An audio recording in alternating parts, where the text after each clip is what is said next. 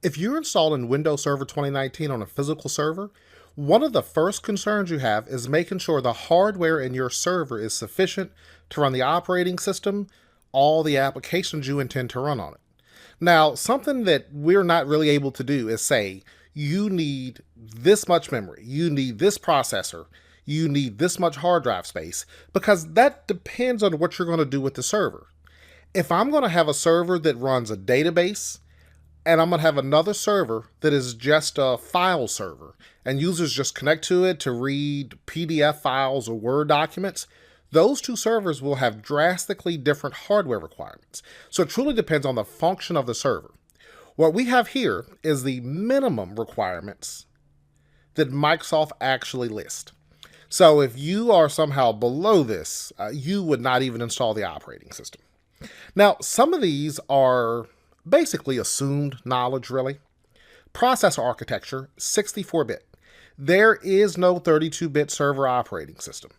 Now, most operating systems you encounter, even if it's a Windows 10 operating system, today most environments would deploy 64-bit.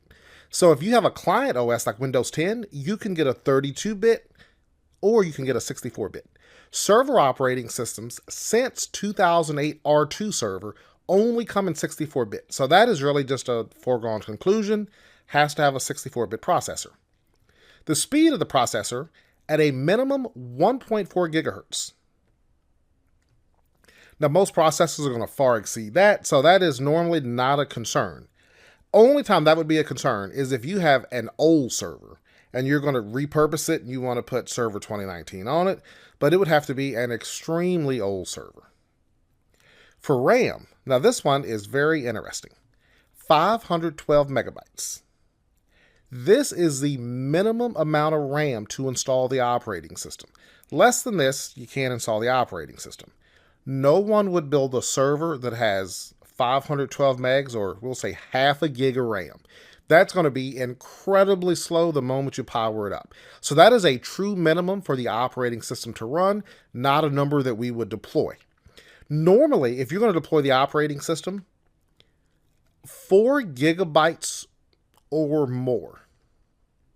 Now, usually you want much more, but if you have 4 gigabytes of RAM, the server itself will run okay if it's just running very basic features. But 512 megs is not something we would really do. Now, the reason that 512 number is important, we look at virtualization a little more in the course, but when I start building virtual machines, with virtual machines, you define a minimum and a maximum amount of memory that a virtual machine can use. The minimum amount of RAM that a virtual machine uses is actually 512 megabytes. Now, you can set the max to be whatever you want. So I'm going to say, 16 gigs. We'll say that's my max. My virtual machine just increases and decreases the amount of memory it's using, never to drop below 512. We'll see that when we look at virtualization and we go through this Hyper-V role. So that is just interesting to know, but not something you would really ever implement. We also have hard drive space. At a minimum, 32 gigabytes of hard drive space. Now, that itself is not a huge concern, mainly because the hard drive you buy, it's not going to be 32 gigs. Hard drives you would put in a server, we're typically going to be at a terabyte or greater than a terabyte because the cost of these drives has came down so much. So that's just a fact. At a minimum, we need 32 gigs of space. Now, some things that do concern people related to this number, that does not mean the operating system is 32 gigs in size. When you install the operating system, the OS itself uses just above 10 gigs. So most of this 32 gigs is actually for future growth. Because they know we're going to install updates. We're going to load applications. I'm going to load other roles and features on the server itself. So that's really future growth. Now, if you were to think back all the way to Windows Server 2003 and Windows XP, Microsoft way back then, they made this mistake of saying back then, for like Server 2003 and XP, they said, oh, you only need 2 gigabytes of space. If you use that somehow you had a 2 gigabyte partition or drive, you would discover that you could not install the service pack. On the client side, you couldn't even install Microsoft Office. So what they did, instead of giving these true numbers to say this is the minimum amount of space, they increased it enough to account for the applications and things like that you would install. So not consuming that much on disk. Now, when you go through these numbers, you're kind of left to your own devices to determine how much you really need.